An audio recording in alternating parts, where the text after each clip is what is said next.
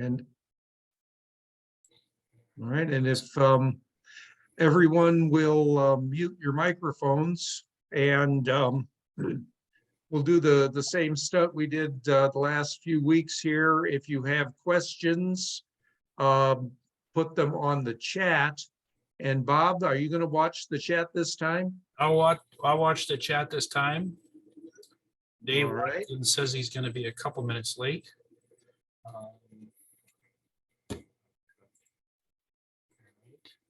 Before we get rocking and rolling here, it's a very small turnout so far.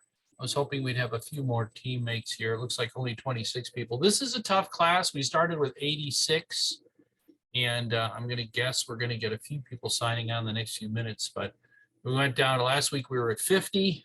And this week, I think we'll probably be in the 30s. I really took it personally the first time when we had people drop out, but now I realize this is very challenging material. Before we get started, does anyone have any questions?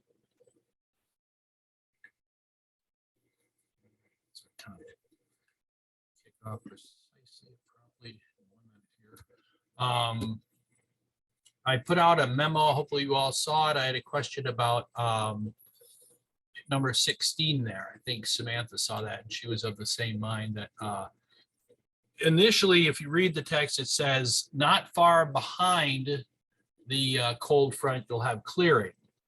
So, but I guess what they're trying to represent there is that right immediately behind the cold front, you'll still have some cumulus clouds. So for those of you who did your review questions, that was a question that many people had. And I show the time is 7 o'clock. Charles Hague is an active sailor. He's a very active member in the Coast Guard Auxiliary, does member training, public education, vessel exams. Are you doing program visits, Chaz? Do you do program visits these days? That's an interesting point. I got away from that, but now I'm up here in Madison, and they get fired up for doing program visits up here, but a lot of people went into arrears. But so my aux data shows me still qualified, so I'm going to reach out and help them get qualified themselves. But I haven't done very much of that lately. No, I've kind of let that go myself. Yeah. The other thing, okay. You still doing the introductions on me, my long and varied list? Well, I'll let you finish it just so everyone knows who you are, but we're very delighted to have Charles Hague presenting chapter 4 of the auxiliary weather class. Chaz, take it away. Okay. Thank you very much, Bob. And I am immensely flattered, Bob. I don't know how, if I've said this, that you have so much confidence in me and have told me what a good instructor I am, and always look for me to help you out. It's very flattering, and I'm always glad to help you because you're a great guy. Okay, so I need to find my own, there I am. All right, and stack this off to the side here.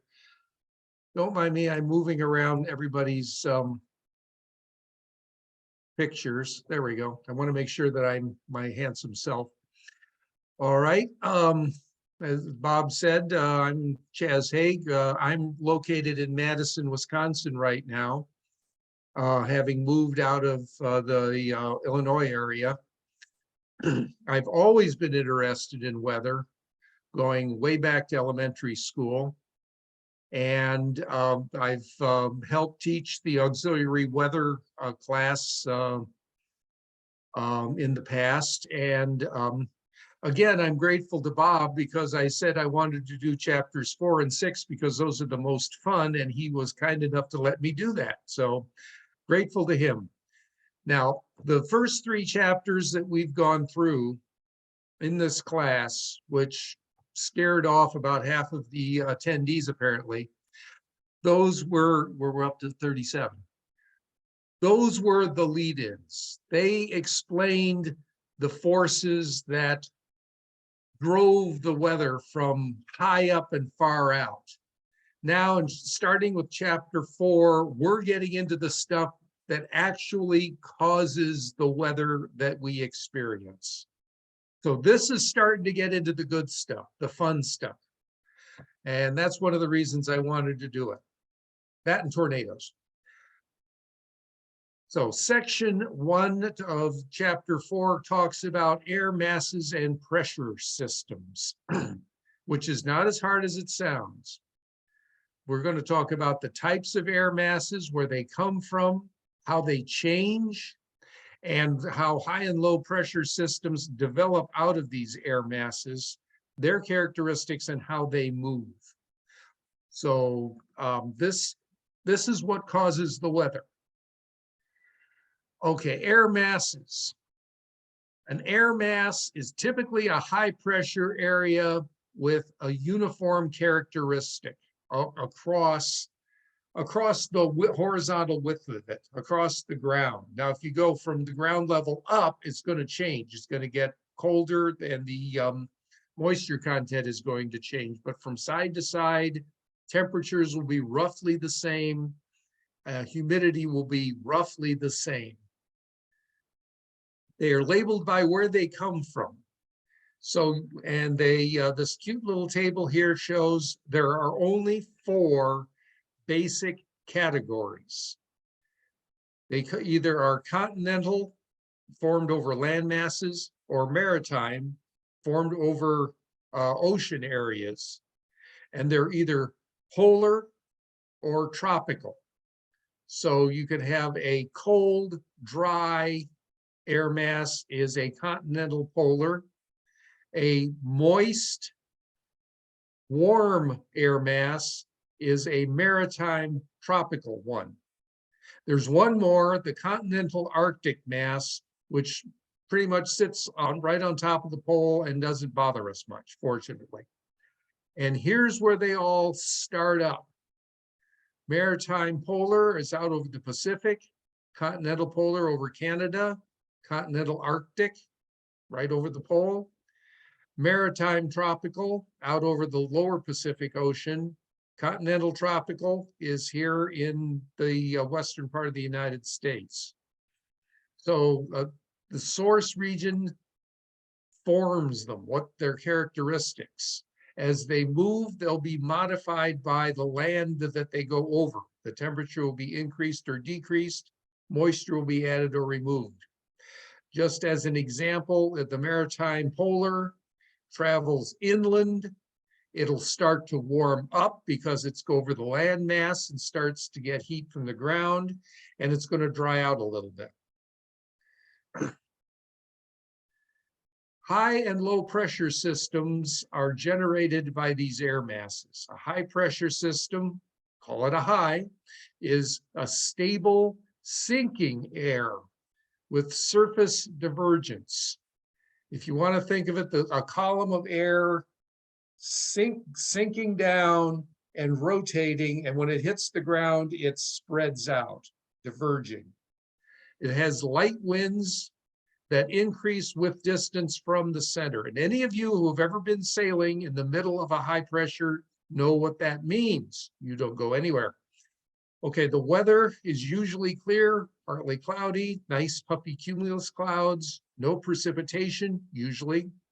At night, you'll get clear skies, and because the air is clear, you get a faster temperature drop because the heat radiates off the ground. That produces dew or frost or fogs.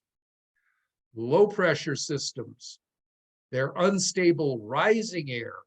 So air is being drawn in towards the center of this column and starts to rotate counterclockwise and then spirals up into the upper atmosphere. So it's converging at ground level. You have stronger winds that increase closer you get to the center. Unsettled cloudy weather because the air is going upwards. Then you get precipitation, steady rain, showers, or thunderstorms. We're going to get to that in a little bit. The highs and lows are steered by winds in the upper atmosphere above 18,000 feet. Remember the 500 millibar chart? That's why it's important. This is where the weather gets steered. Divergence or convergence aloft affects the highs and the lows.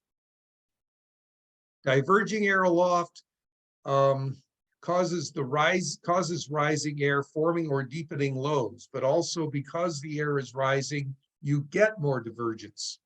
Convergence aloft is with the ISO heights tightening in, causes the air to fall downwards. And because the stuff is crashing down on top of you, you get higher pressure. Temperature advection, remember that? That's where the air is moving sideways, often it also affects the highs and lows. Positive advection lowers the surface pressure, negative advection raises the surface pressure. And as the wind pattern aloft moves, the highs and lows move with it. This is the weather map that we see every day. So here's the continental United States, a very exaggerated height to this. You see, this is a low pressure area. The air is being drawn into it, spiraling around it counterclockwise, and then rising up and diverging once it gets up to the 18,000 foot level. Not at the same time necessarily, but you have air converging aloft, spiraling down, which causes high pressure, and then diverging when it hits the ground. Now, fronts and storm systems. The different types of fronts, the symbols for them, what their characteristics are. Storm systems, which are extratropical cyclones, their structure and characteristics, cloud types and formations and movements. Okay, these are called fronts because back in the latter part of the 19th century, when the Weather Bureau was first getting started up, most of the men, and they were all men, who were working in the Weather Bureau were veterans of the Civil War. And they thought of conflict in terms of battle fronts. And that's where that word comes from. I can pause here for just a second and recommend to you, if you have not read it, the book Isaac's Storm, which came out in 2000 by Eric Larson, about the great Galveston hurricane. But it talks about the early history of the Weather Bureau and how totally screwed up they were. Highly recommended. So there are 4 different kinds of fronts. They're based on which air mass is running into which other air mass. A cold front, which is where the cold air is pushing under the warm air. Remember, cold air is denser, sticks to the ground, so warm air will be lifted up under a cold front. A warm front, where the warm air is riding up over cool air. A stationary front is where warm mass and a cooler mass are together, but not moving over much. And an occluded front is just plain weird. Okay, in a cold occlusion, the cold air is pushing under cooler air with warm air on top.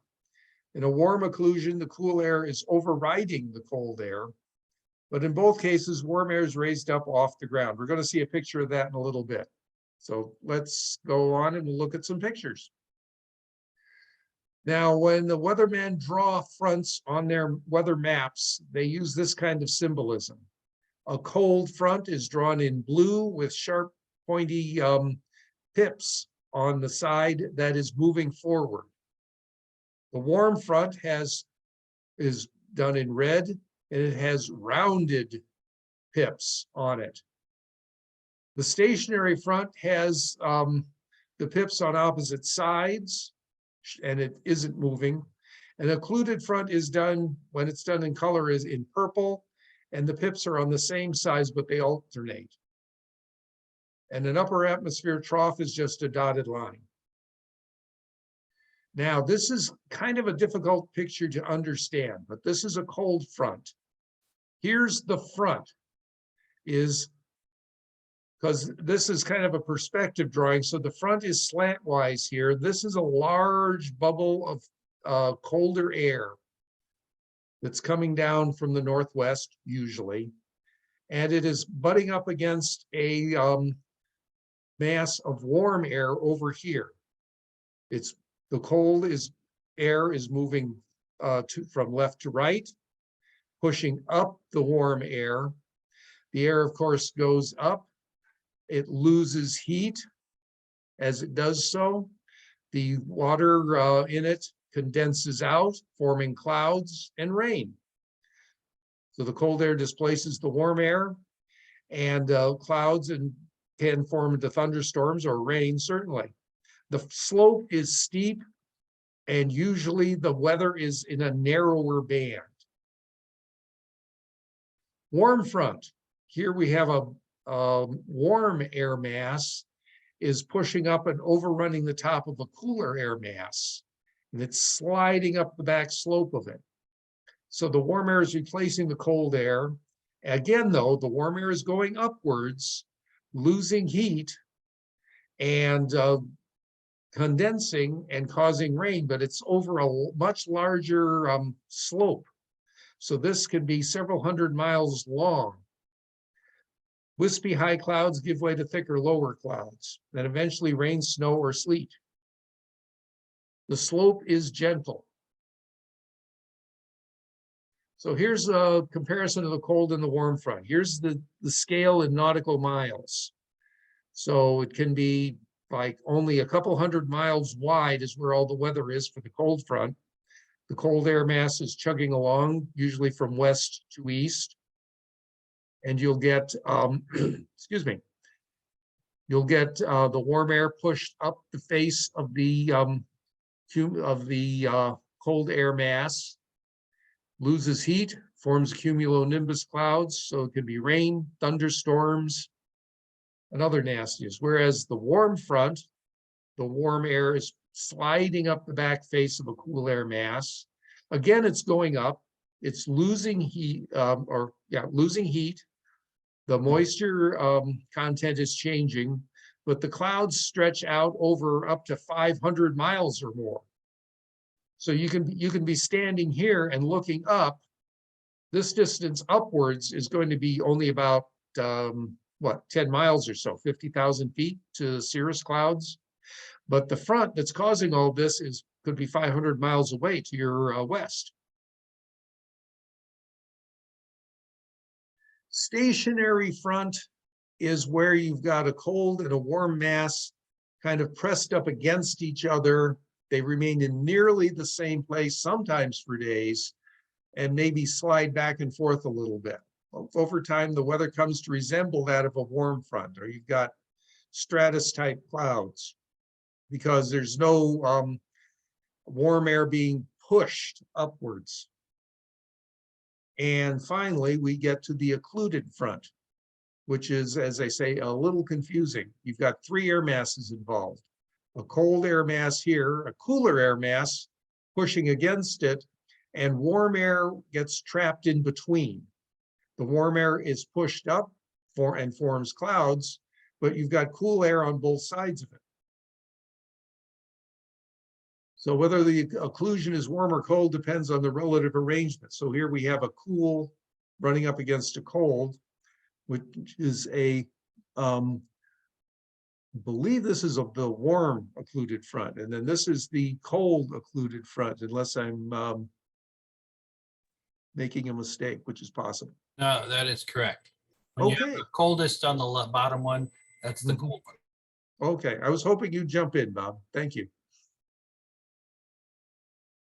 Now, cyclones.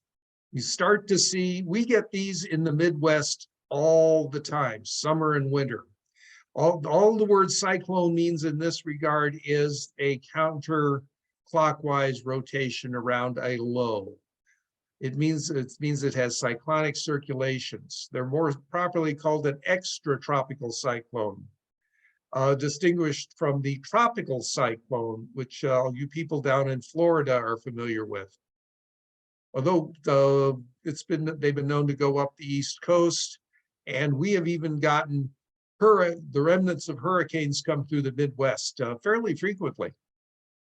They come up and cross Florida, go through the Gulf of Mexico, come in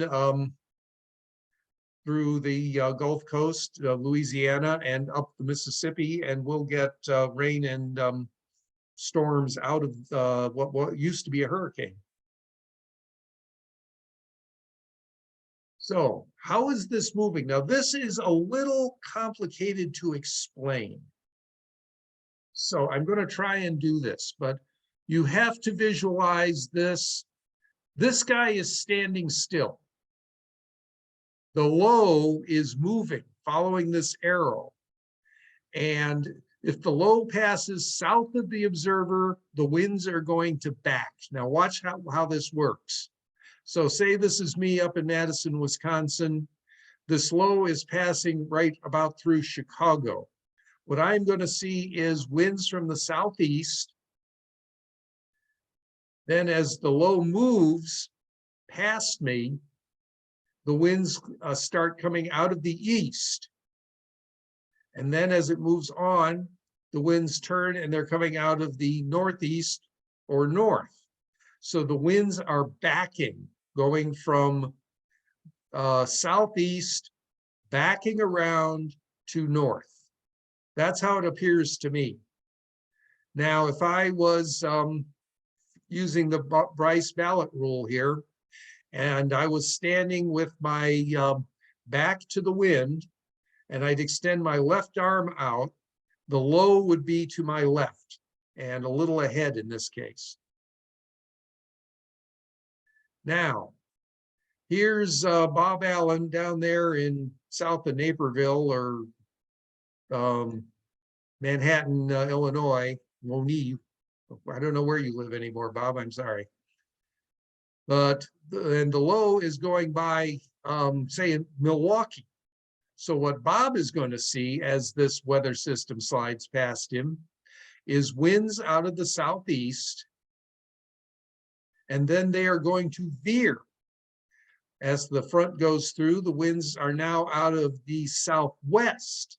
So the winds go from southeast and veer to southwest. Then as the low moves on to the west, to the east, I'm sorry, Bob starts to see winds coming from, again, the northwest. So the winds have veered from southeast around to the south and are now coming out of the northwest. So they veered. And also two fronts have gone past him. So he's gone from cool weather to really warm weather to cold weather. And he's probably had rain on a couple of days when that happened. Are there any questions about that? That one's kind of confusing. Everybody understand that? Anybody not understand that? I'm raising my hand. Okay, who's this? Richard Voss? Rich, yeah, Okay, what's your question, Richard? the whole thing. Do I need to go back to the beginning? Well, that might not help. In So when order- I'm facing in what direction now? Well, oop, I just lost myself. Wait a minute. Okay, here we go. Okay, yeah, it's hard to tell with this picture, but if you're standing with your back to the wind, in this case, the wind is coming out of the northwest. So you're facing this way. You're facing down to the right of the picture. So I'm facing southeast. You're facing southeast, you extend your left arm and you're pointing at the low. The point they're trying to make with this picture, and it's confusing because it looks like the little guy moves, but he isn't. The little man is in a fixed position and the low is sliding past him. So I'm going to do this, just the second one really quick. So he's in one spot. He's fixed. Where are you at, Richard? Where do am you I live? at? I'm Yeah. up in Ludington. Ludington, Michigan. Okay, what's north of Ludington, Michigan? Traverse City. Sounds good. Wild, without looking at the map, it's wild guess. Okay, so there you are in Ludington, Michigan. This low has crossed Lake Michigan and it's going up through Traverse City. As it does so, the winds appear to be coming out of the southeast. Then as it goes past you to the north, the wind is now from the southwest. And then now from the north. So the wind has veered from southeast around to the south, and then from coming out of the northwest as that low slid by you. Did you see that? It's the low that's moving, not you. So if any of you that still have a watch with a second hand on it, which I guess is getting fewer and fewer, imagine a clock ticking. And as time passes, if the winds turn in the direction of a clock moving forward, that's a sign that the wind is veering.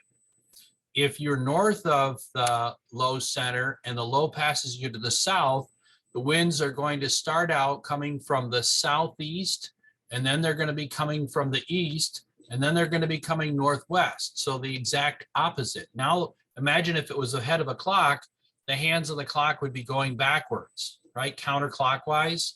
If the arrow with the wind direction, it starts from the southeast, then it's from the east, and then it's from the northwest. If you could imagine, that would be kind of, if you had that arrow in front of you and turning around, it would be turning in the opposite direction of a clock. So that would be backing. Time is moving backwards, sort of, if that helps. That probably made it more confusing, right?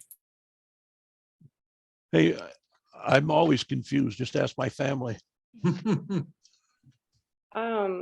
Based on the chat, I think it's something to address is again, we're focusing on the northern hemisphere for this class. So remembering that we're dealing with the counterclockwise in the northern hemisphere is what creates the cyclone.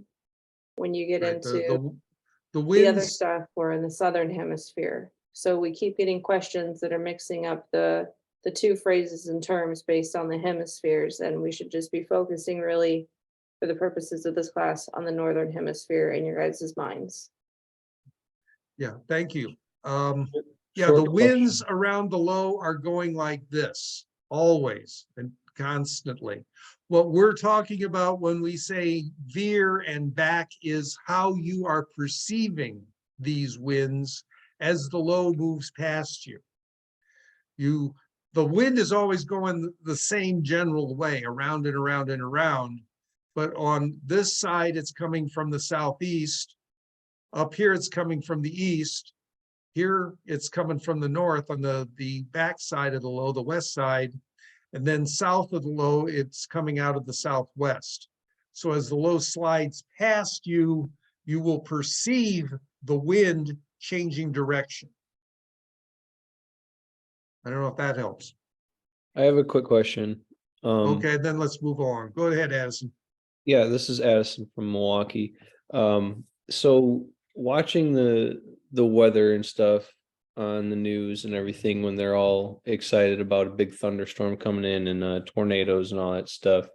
I've lived in Oklahoma, Kentucky, and Arizona and all over the place, and now I'm in Wisconsin. But generally, my question is, what factors allow or manipulate these systems to veer at a higher speed?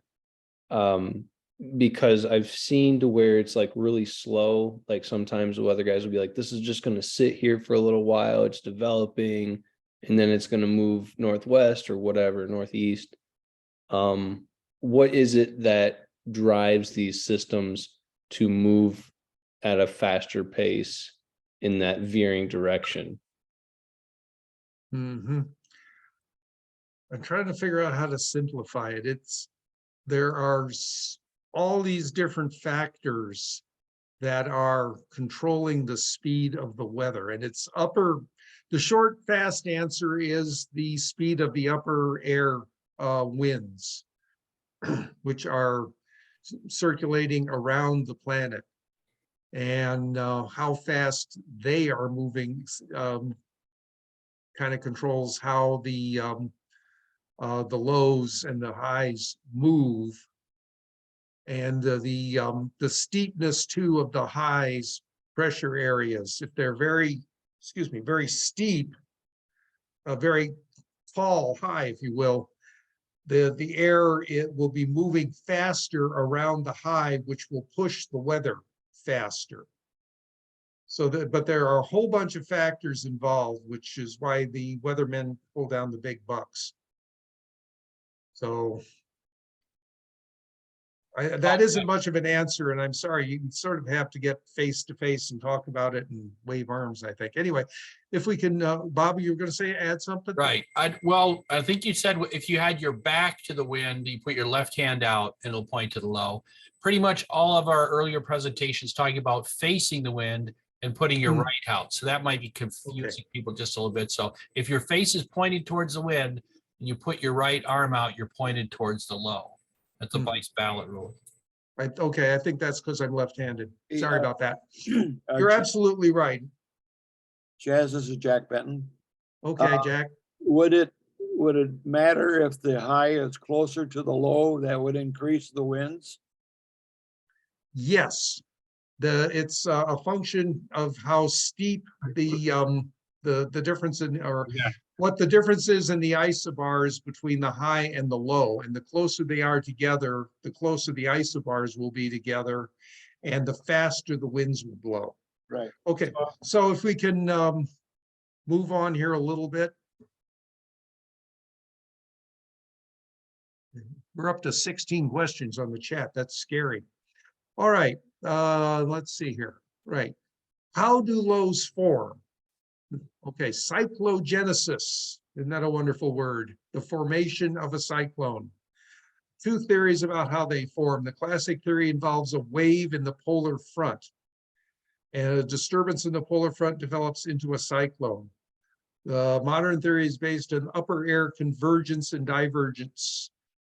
Also, the polar jet stream over the polar front and divergence aloft forms a low.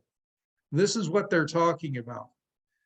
They're, I wish now, I'm sorry, I didn't point it out in that one picture of the air masses that was right at the beginning of this chapter. It showed the polar front running between the air masses about in the middle of the US continent.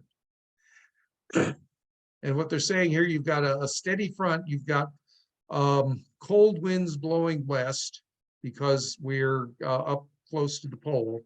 So the circulation is counterclockwise, and then warm air south of the polar front.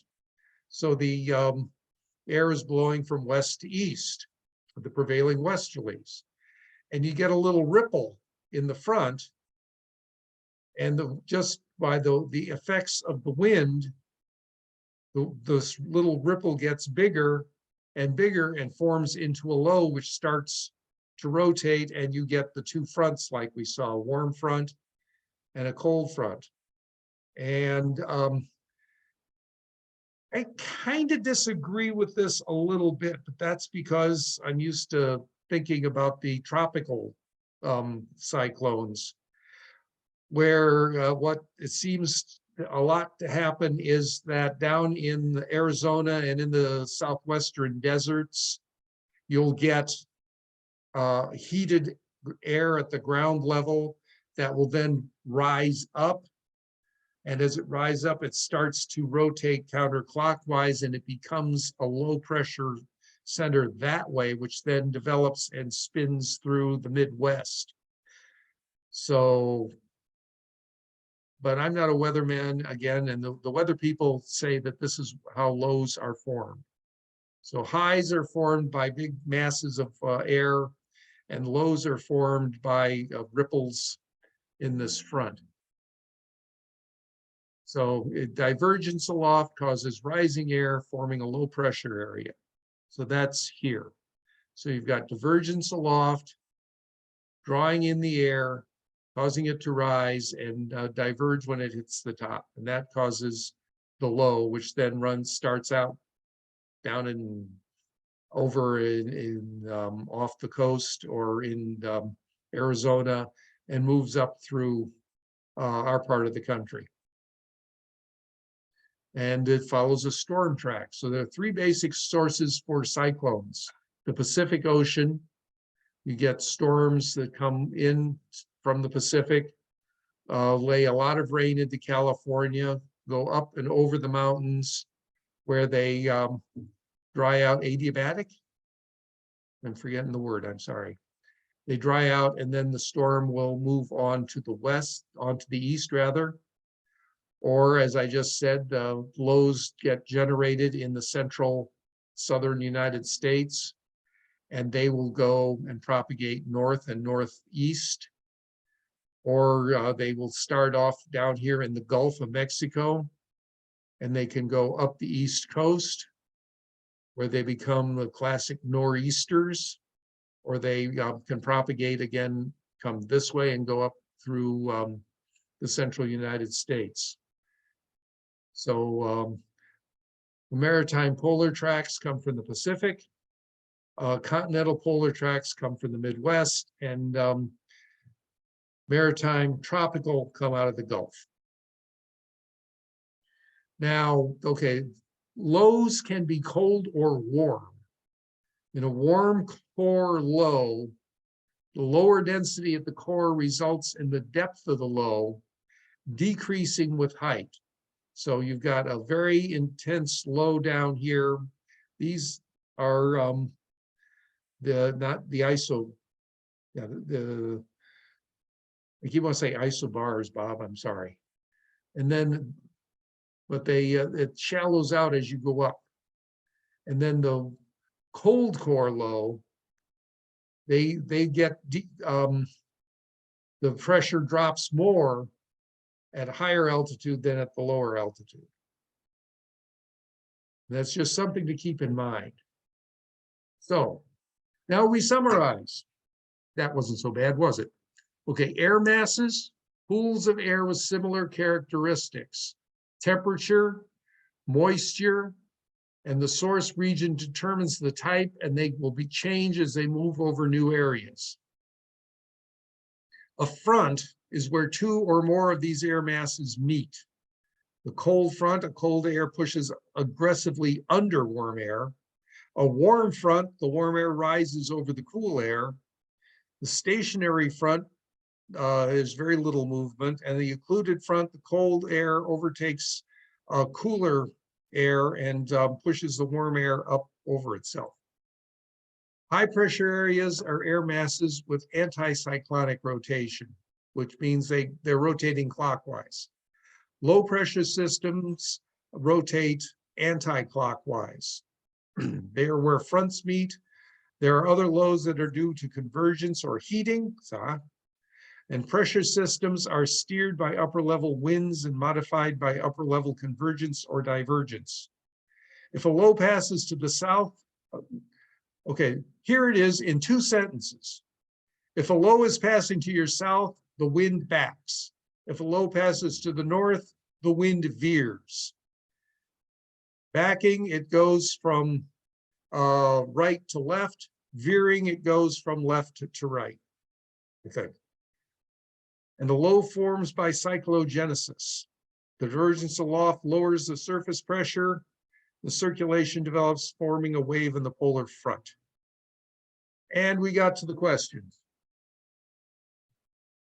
Okay, so Bob, do I do these questions and you'll do the ones from the book? Yes, please. All righty.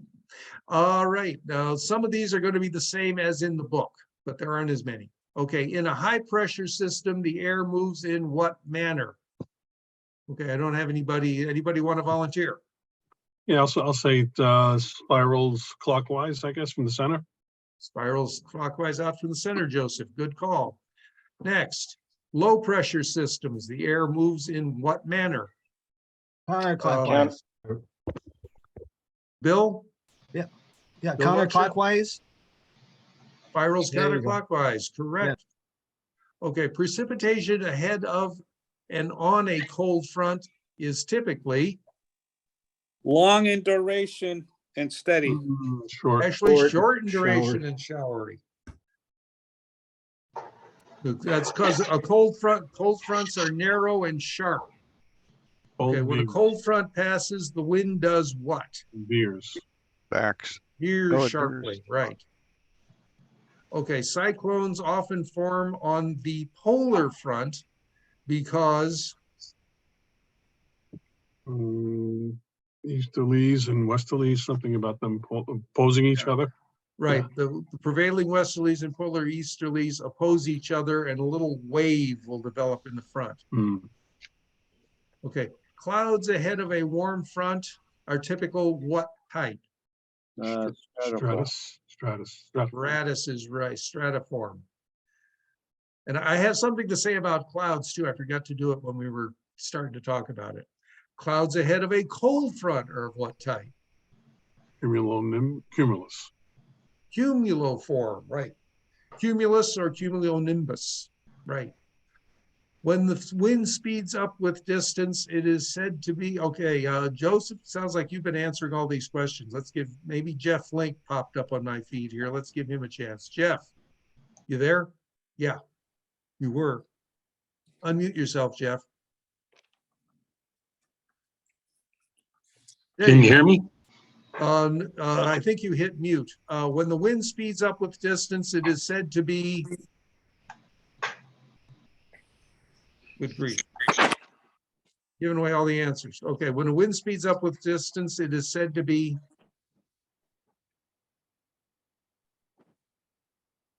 Divergence? Diverging, yes. Okay, let's see, Michael McGraw. Okay, divergence. Okay, divergence aloft encourages cyclone development because it. It's the warmer air is pushing up. Yeah, well, supports convection and surface convergent. So yeah, it's if it's diverging aloft, it's convergent on the ground level. Okay, let's see, who else can we pick on here?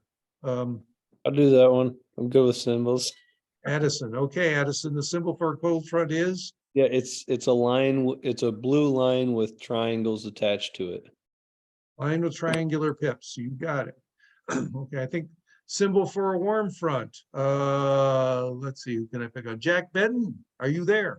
Yes, it's a line with red semicircles on it. It is. Okay, a line with triangle and semicircular pips pointing in different directions. John Zills. Stationary. A stationary front, okay. Jennifer R. Angon, is that correct? Yes, sir, that is correct. Hi, Jennifer. Okay, a line with triangular and semicircular pips pointing in the same direction is? That would be an occluded front with the warm air mass in the center. It is indeed. Okay, a continental polar air mass from Canada. The classic Canadian high moving through the central United States will be modified in what way? Okay, let me find somebody. Richard Clements. Yeah, I'm looking. I'm not understanding, but I'm looking. Go to the next, go to the next person, Chaz. Okay, Richard Voss, do you have that?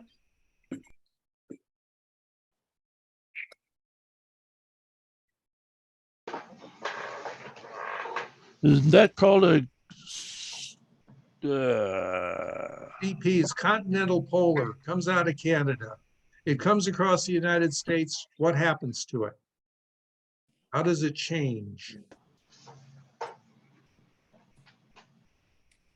warms up?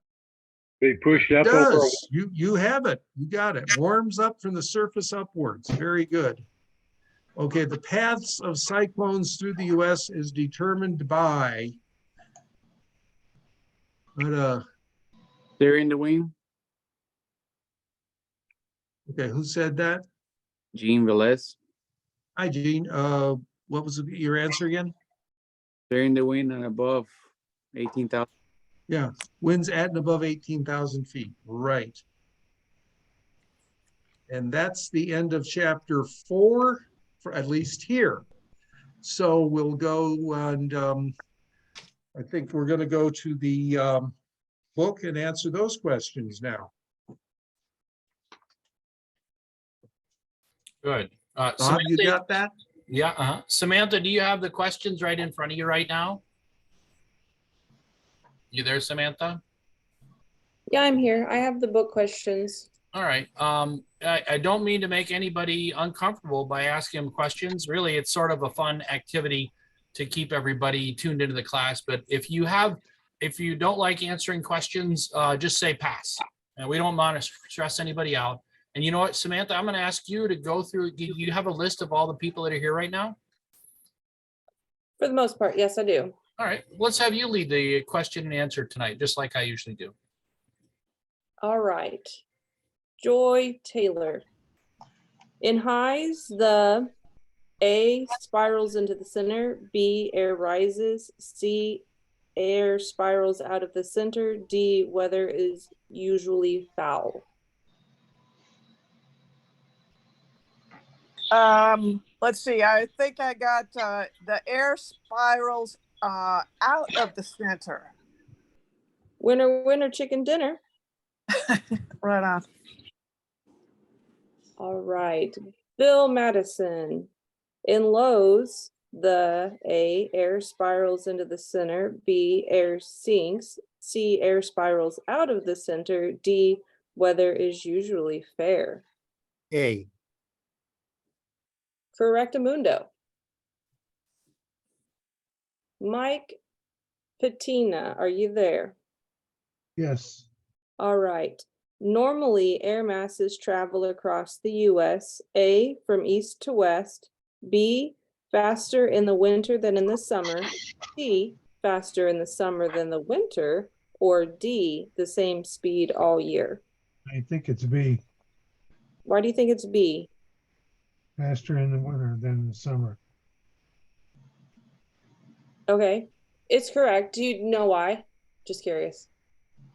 No, I'm not real positive. I just. Okay. Is it the foliage? Has anything to do with the foliage? Oh, that's actually a good point. The foliage is different. I would think that it has to do with the moisture content in the air. So there's less Actually, resistance. it's a little bit more the expansion of the circumpolar vortex and the flow of the jet stream around because when the weather gets colder, the jet stream that goes around the North Pole sags further to the south. Yep, in the winter. And that's in the winter, yeah, during the winter. And so it scoots those weather systems around the earth a lot faster. So that's kind of. Yeah. But those other variables I think are great to pay attention to. Like you're always referring to Chicago, and that's how it was in Antarctica. There's nothing down there to stop the wind. So summer, fall, spring, it's all the same down there, it seems. It's just windy and cold with light, or windy and cold with dark. All right, Richard. Perception ahead of warm front is usually A, short in duration and showery, B, non-existent, C, impossible to predict, or D, long in duration and steady. I would take D, Correct. long in duration. Oliver. Yes. Precipitation ahead of a cold front is usually short in duration and showery, non-existent, impossible to predict, or long in duration and steady. Short in duration. Correct. Let's see, Joseph. Yep. When a cold front passes, the wind veers sharply, backs sharply, reverses direction, or stops blowing. That should be backing sharply. Correct. You must sail. Can you repeat number 6, please? Yeah, check that one then. Yeah. Different subject. Number 6 is alpha. Yes. It veers. Years. When a cold front passes the wind. It depends if it passes north or south of you, wouldn't it? Right. Well, that's the low. It's a little tricky here to remember what the cold front is and what the center of the low is. So in this case, if the low is south of you, you don't have the cold front passing you. It passes south of you. But if you're in front of the cold front, south of the low, you'll notice the wind veering and not backing. I think if you turned around, your answer would be correct. You just turned around. Well, the book is wrong because in the back it says 6 is backs sharply. At least my book does. I had veering, and I think we sent out an email about this one earlier. That's I right. had veering, and the book said it was wrong. So I circled backing. Yeah, that's what So, I had back into. but veering was my first answer. So we'll go with Mr. Allen and saying that the book is wrong, and we'll go with veers sharply. All right, Pat. Yes. As a cold front passes, the winds are calm, B, strong and gusty, C, from the south, D, from the east. B. Congrats.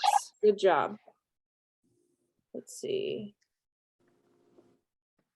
Steve. Conditions after a cold front are usually A, good visibility with low stratus clouds, B, poor visibility with low stratus clouds, C, good visibility with cumulus clouds, or poor visibility with cumulus clouds. That would be C with a good visibility and the cumulus clouds.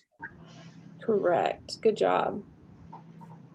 Let's see. Derek, I don't think I called on you. 9. In the occluded portion of a cyclone, the warm air, A, has moved away, B, is trapped at the surface, C, is held aloft, or D, pushes under the cool air. C is held aloft. Correct. Danny.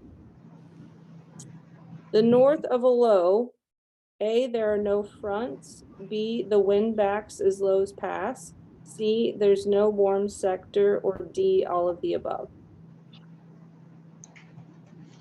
You said that was 10? No. That was Danny. Your question 10? I think Good 10. question 10 is also about occluded fronts.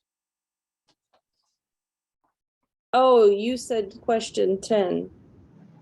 I read Yeah. the wrong question. I apologize. I'm making this bigger on my iPad so it's easy to read.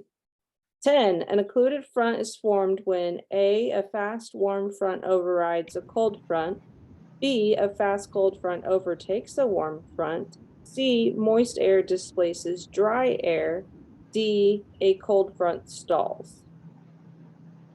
I want to say B. All right. I'm going to stick with you on that one. Yeah, all right, thank you, Sam. And Samantha, if you want, you can just read the first part of the question and let, just for time concerns here, and let the person you call on just pick which answer. It might be a little faster that way. Okay. Steve Boyer, north of a low. Okay, you're on question 11. Okay, so Yep. that would be all of them. There would be no fronts. The winds back as low passes, and there would be no warm sector to it. So yeah, it would be all the above. Okay. Addison, question 13. The jet stream is. You missed 12. Oh, Jesus, people. 12. The Yeah. polar front forms storm systems because. Number 12 is C, the prevailing westerlies and polar easterlies oppose each other. Yes, they do. Thank you. Dean, now we'll be on 13. The jet stream is. Who? Dean?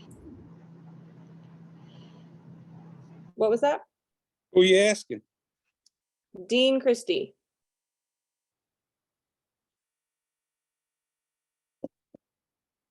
Sometimes people have trouble with their mics. If you want to just go to the next person, that person might I know. am. Let's see. Bob Mack. Okay, that would be, I had a high altitude wind. Correct. All right. Jacques, number 14. So if we're looking Okay. at this diagram, Yeah. You blah blah blah blah blah blah. I'll say stratiform.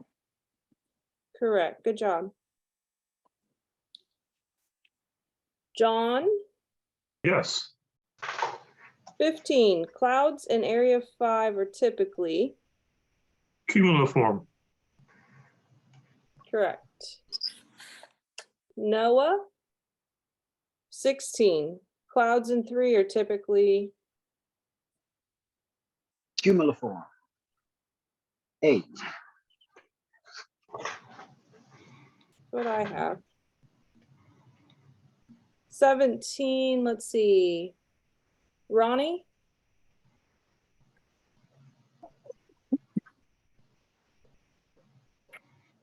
Okay, no Ronnie. Arnold? Hang on a sec, Samantha.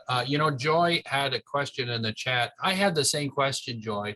And the one thing with question 16, I guess what you're supposed to resolve from area 3 is that it is still close enough to the front to still be seeing cumulus clouds. Because I know the book talks about, and Samantha and I talked about this, once the front passes, you have clearing, which makes sense. So I looked hard at 16 and we had a big talk about it. So I guess if you see that again on the test, just remember that they assume that 3 is close enough to the front that there's still puffy cumuliform clouds out there. That's a good question, Joy.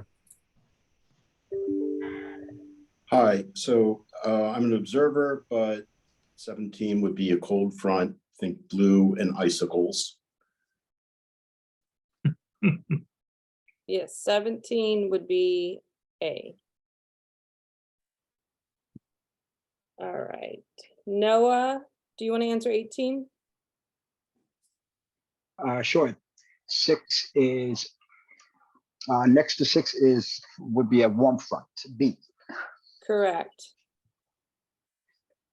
Let's see, who haven't I called on here? Mike McGann. All right, Mike, do you want to do 19? Yeah, the wind has veered to the northwest. The thunderstorms are over and the barometer is rising rapidly. Where are you? You're in number 5. Correct.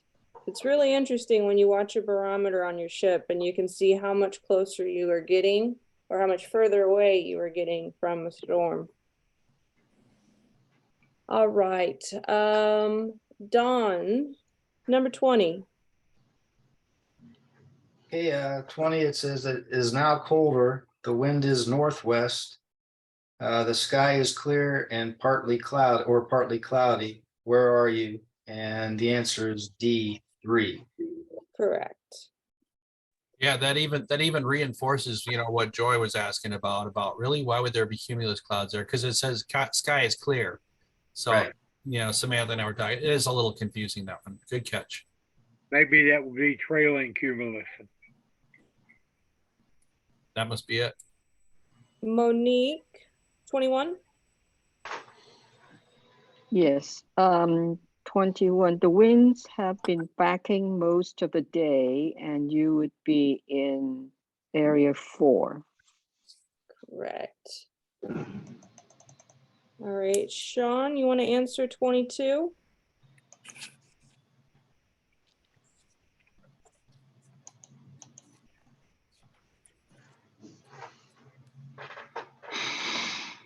Danny will. Okay, go ahead, Danny. I'm going to say A, 5-1. Correct. Sean, you want to try 23? Sean and Mike Hoffensberger had some microphone problems, so a little bit hard for them to answer.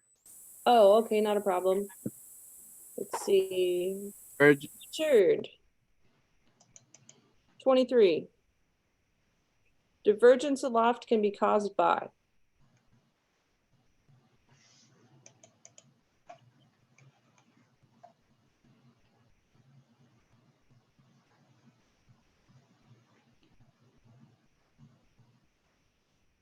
Okay.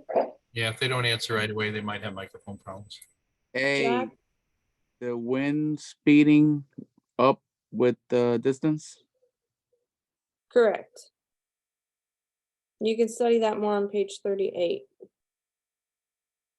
Could I ask a follow-up question there on 23? Yes.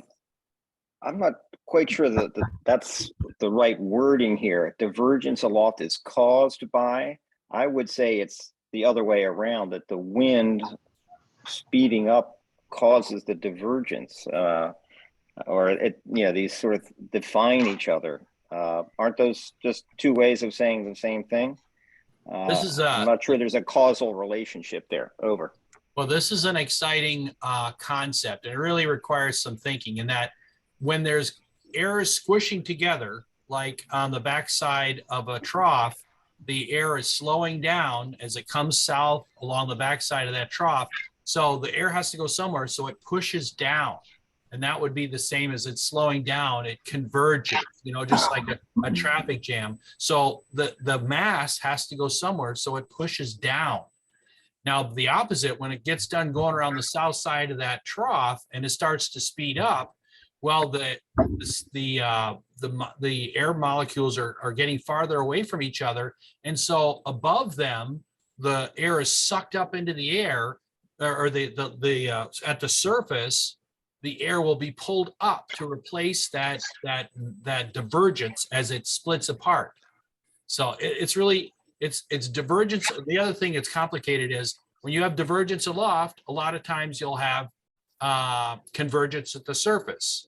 When you have convergence at the high altitudes, it wants to push down, and then you'll have divergence at the surface. So that's like a high pressure system. So it is kind of confusing, but if you think about all the air molecules getting squished together and slowing down, that's going to push down.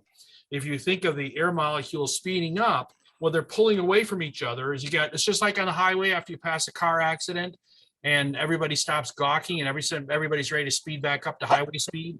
Well, the cars start getting farther away from each other. And in the case of the high altitude atmosphere, it pulls up more molecules of air from below it. So it's kind of fun to think about, but it is pretty complicated. Mr. Allen basically answered 24, which is sort of the opposite. Divergence aloft encourages cyclone formation because it supports surface convergence. Okay, let's see.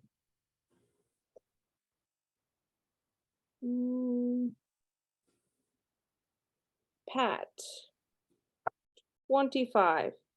The path of cyclones across the U.S. are determined by a delta, steering winds at and above 18,000 feet. correct. I think about Pat Mussman, yeah. Yeah, Pat, let's go with cyclones can form, 26. E, all of the above. Good. Joseph. Yep. The symbol for a cold front is a line with.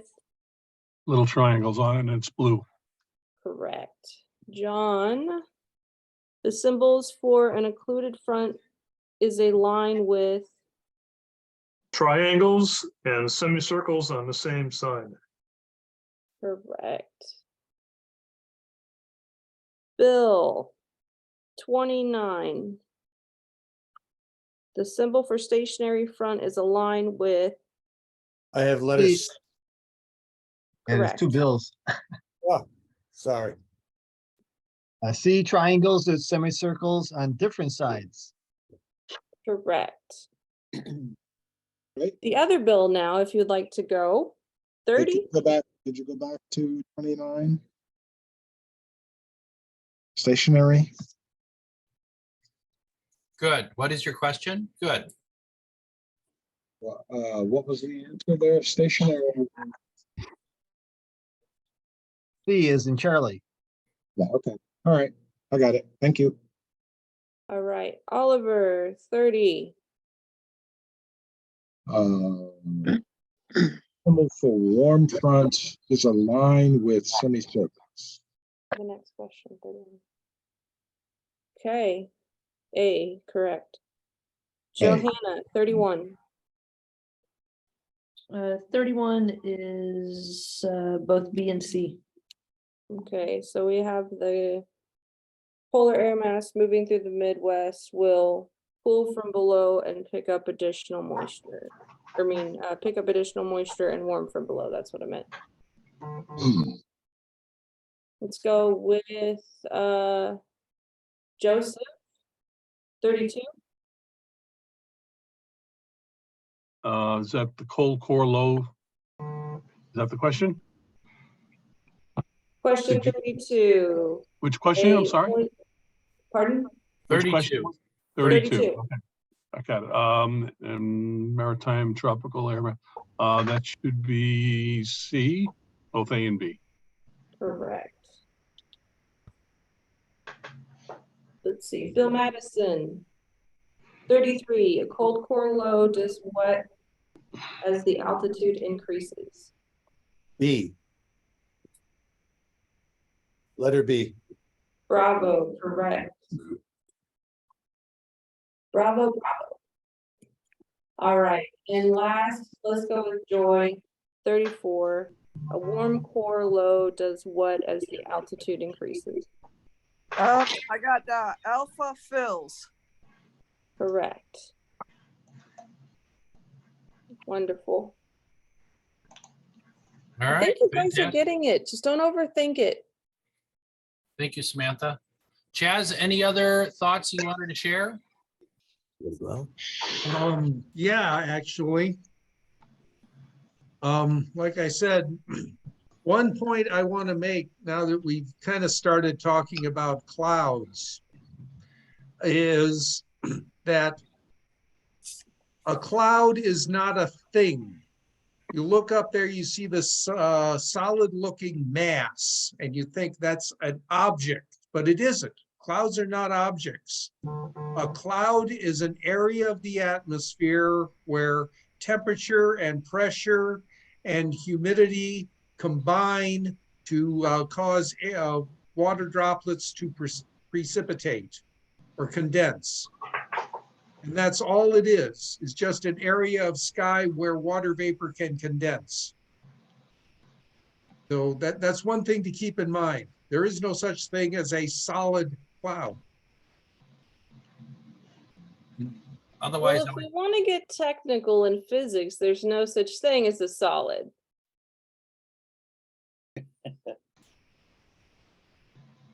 Okay, I'm tempted to make a smart alecky remark to that, but I won't. yeah, I was going to say, yeah. right. And when you get on the chat team, I love to read the chats, but I know some people like to read them too. It can be distracting. So you kids in the back of class, don't make me come back there. It's, you know, try to keep the questions real short, and that way everybody else won't be reading the chat when they should be paying attention. And you know what, Chaz, I'm going to have you go ahead and look at the chats. Wow. I'm doing that now. Okay, and I'll give you a couple minutes while I tell a quick story here. Everyone, if you'd like to turn your cameras on, you're welcome to. It's nice to see all your happy, friendly faces. So a number of students have rushed ahead of us and have left the class because they wanted to take the test right away. I think a lot of people that have taken this, and there were a number of students in the class that have taken this class before and started to watch our sessions here and then went, oh my gosh, that's why I had such a hard time with AUXWEA. It's really hard. And so they got a little stressed out and they've dropped out. But we still have about half the team here. I'm excited to have half the team here. And is there anything, Samantha, that you saw on the chat that you wanted to kick around a little bit? Not really, just reminding folks to think of the weather class where we are. Try not to overthink it. I love the best answer to a question today is that there's a disturbance in the force, Luke. That was the best answer to a question in the chat today. Well, I think there was some missing multiple choices too. And the question was, cyclones can form from, they left out Washington, D.C. So a little political humor. Big political humor. All right, I'm seeing you after class. You can't. Yes. I'm in the back. God, see what happened to my bar fell off. Look at that. It's an endless cyclone, isn't it? That's right. I got hit with the cyclone. Good times. All right, so we are finished with our chapter 4. We're halfway through. Those of you that have been flipping through the student study guide notice that the later chapters are shorter. So that's cool. This was a challenging chapter. This coming Tuesday, we have our good friend Daniel O'Connell is going to come teach chapter 5. And those of you that are here that have been finishing the readings and getting ready, I'm sorry about my shirt blanking in and out here, and have been getting ready for the class, you come to class a lot better prepared. One of the emails that I sent out to everybody was, if you have a subject that really is challenging for you, take a little break and then go back and take another stab at it. Try to read it again. Maybe it'll make more sense the second time. You know, that whole thing with the clouds behind the cold front being cumulus, that, you know, I thought, what do you cut? You know, supposed to clear, I thought. So there's a few of the questions that are kind of, you have to, I want to, not subjective exactly, but a little tricky, especially that one. Well, I think pretty much though, the student study guide is a pretty helpful document. It's pretty well written. There's not as many typos as the AUXCOM class, so that's good news. Chaz, are you ready to take a stab at the chat? Yep. Yeah, I'm looking at it.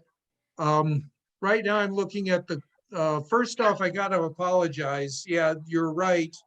The rule says if you stand with the back to the wind, the low is to your right. But if you do stand facing the wind, the low is to your left. So it's the same difference. You got turned around again, Chaz. I got turned around again? Okay. You got turned around again. You're thinking left-handed again. Try to think right-handed. Use the force. No, you're facing the wind.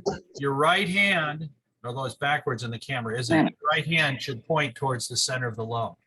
Yeah, I've got to visualize a low. Have you been in Australia lately? Yeah. Have you been in the south of the equator? Maybe that's what's happening. Just kidding. Just no, kidding. no. Just joking. Don't think I've ever. No, I've never crossed the line. You are correct though. I had to stop and visualize a low. Think of myself facing the wind going around a low counterclockwise, and then my right hand points towards the center of the low. And if you get that Bice ballot rule, and that's why you're like, why are they making such a big deal of this? It is very helpful to have that in your mind to know where the low is, because that's going to tell you what's going to happen with the winds. If you're south of the low and the cold front is coming at you, the wind is going to veer. Tick, tick, tick, tick, tick, tick. If you're north of the low and it's going to pass you to the south, it's going to go counterclockwise. The winds, as you look on the map, are going to go the other direction. That tells you that the cold front's going to pass south of you, and you may or may not get the wicked weather that the cold front can bring. One of the questions had to do with why is the wind stronger sometimes, and there's a number of different reasons. The obvious thing is the closer, as Chaz said, the closer pressure gradients. You're gonna get strong temperature diversions can result in larger impact on the pressure gradients. So there is something to do with the temperatures involved, but the most important thing to remember is larger pressure gradients result in stronger winds. So if the pressure is really low here and really high here, and they're fairly close together, that's going to mean the wind is going to be rocking and rolling, because, we talked about the impact of the Coriolis force blowing around a pressure area and not across and fill it in.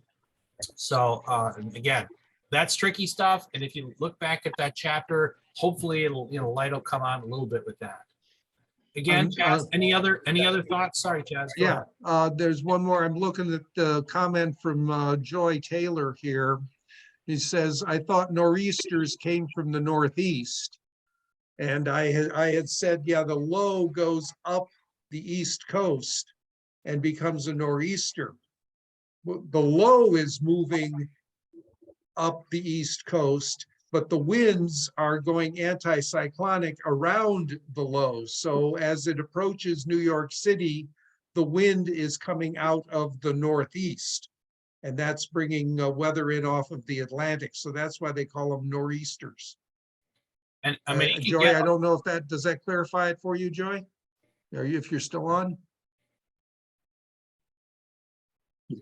So sort of like a hurricane, a low can deepen. And I think, and it's really complicated stuff, but right at the end of chapter 4 here, it talks about cold core lows and warm core lows.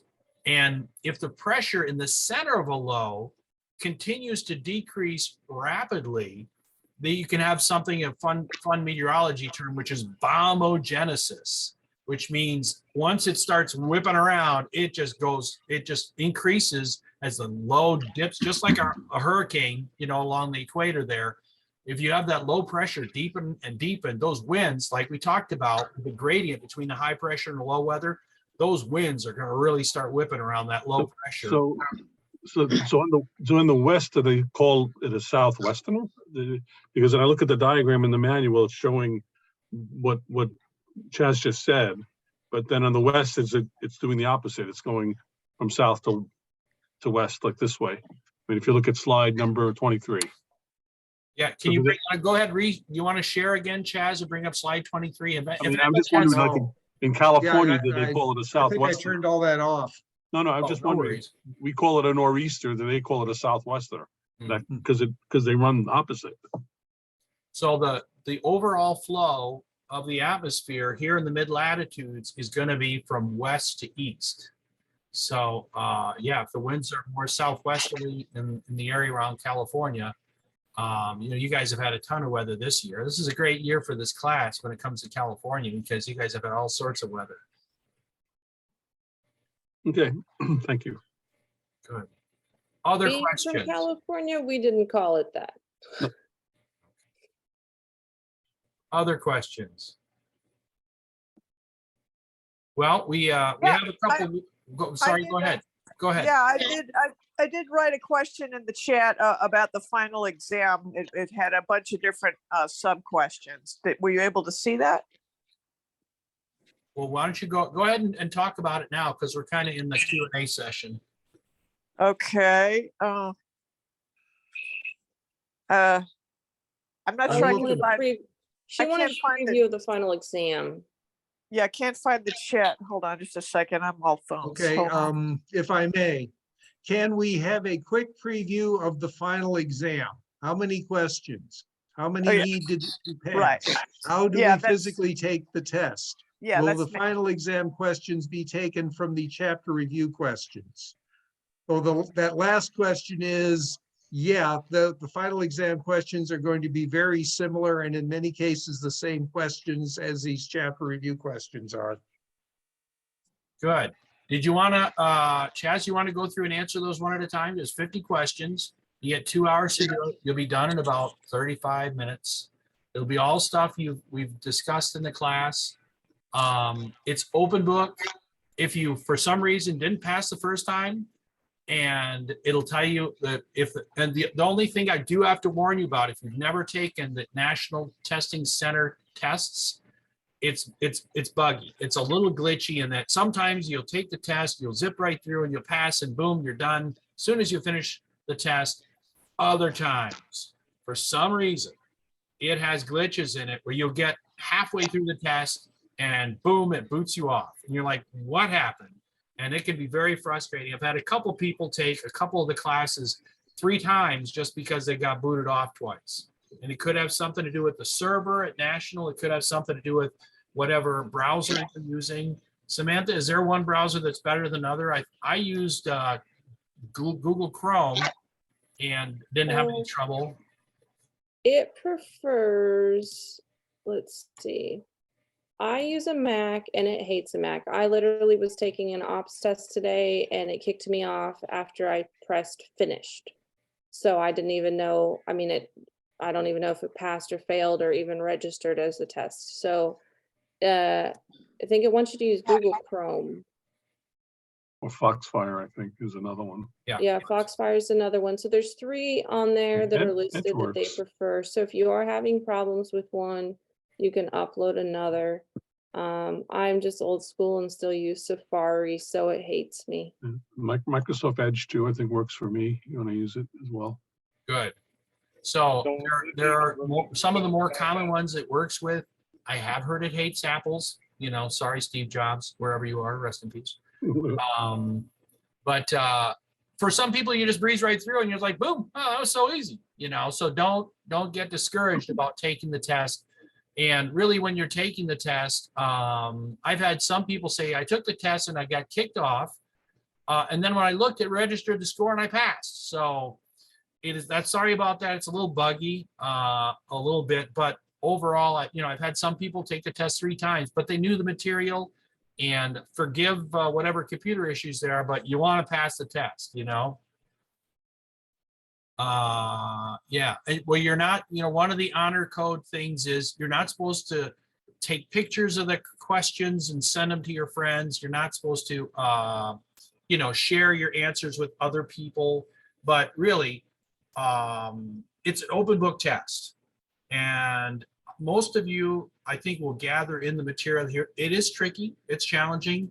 The chapters are going to start getting shorter. I think, is 6 a pretty long one, Chaz, or how long is 6? I saw 8's pretty short. I didn't mean for you to get a short chapter, Samantha. I didn't realize till after I looked at it, it was a shorter chapter.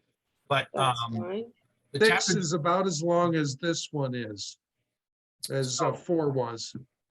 But once after tonight, we're already halfway through. The question about how many questions are there? 50. What was the other question, Samantha, that Joy asked? Which is, and this is a good idea to ask questions. Feel free. Hey, that's what we're here for. Just we do not have preview questions other than what we're reading and doing at the chapter quizzes at the end of the book. There is a time limit, as you covered, of 2 hours. Wait, it's 2 hours, not 3? I think Might be 3. I think it's 180 minutes. Oh, you're right. But Yeah, you're going to be 180 done, minutes. Joy. You're going to be done in like 35 minutes. You'll never get. I would be surprised if you got to the time limit.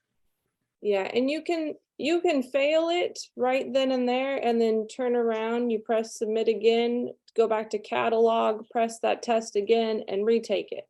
Yeah. It'll generate different questions, but it's not uncommon for people to take tests a couple of times. So don't feel bad, because it's random how they throw the questions together, and sometimes you'll just get obscure questions that you really didn't study a lot of.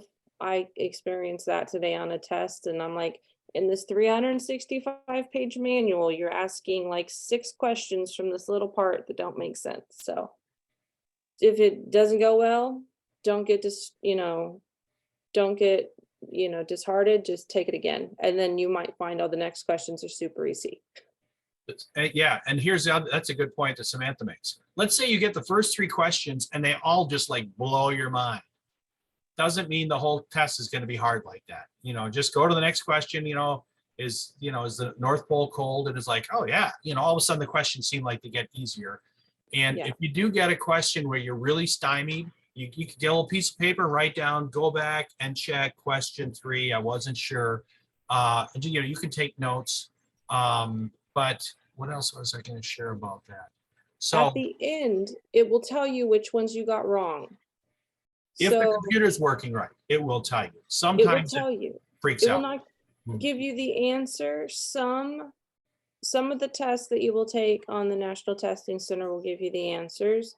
Some will just tell you to refer to such and such manual, chapter such and such. So then you can look up the answer to that question. It just, again, depends on who wrote the test, how they did it.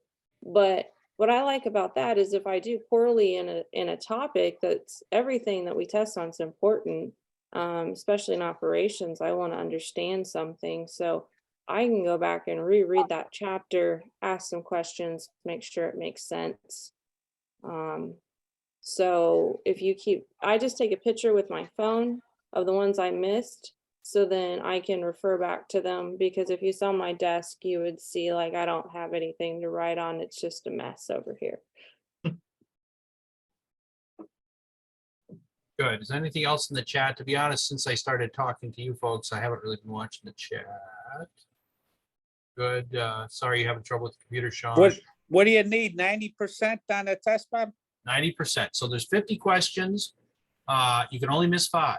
So this is where being prepared is helpful. But I will strongly feel that, those of you that are, okay with math, reasonably good students, by the time we get done with chapter 8, you'll be ready to go. And like I said, some of the other people in this class, the class is designed to do all by yourself without having to sit through this. Sometimes it's fun to just hear someone explain things, and that'll help make it clearer. But you can, I think that most of you will be very successful in the final exam. If you're doing the practice readings, and if you're taking the practice quizzes, those things will stick and you'll do pretty well. Now, the APC exam, which I took 6 times, I thought that was very difficult. So there are some auxiliary tests that are impossible. This one's a tough one of the toughest of the aux-op classes. But hang in there, keep studying.